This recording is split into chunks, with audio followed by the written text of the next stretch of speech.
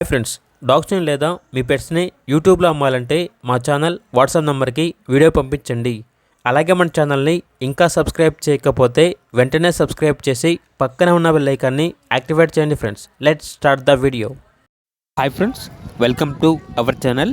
ఈరోజు మీకోసం European Doberman puppies అనేవి అమ్మకానికి అయితే తీసుకురావడం జరిగింది.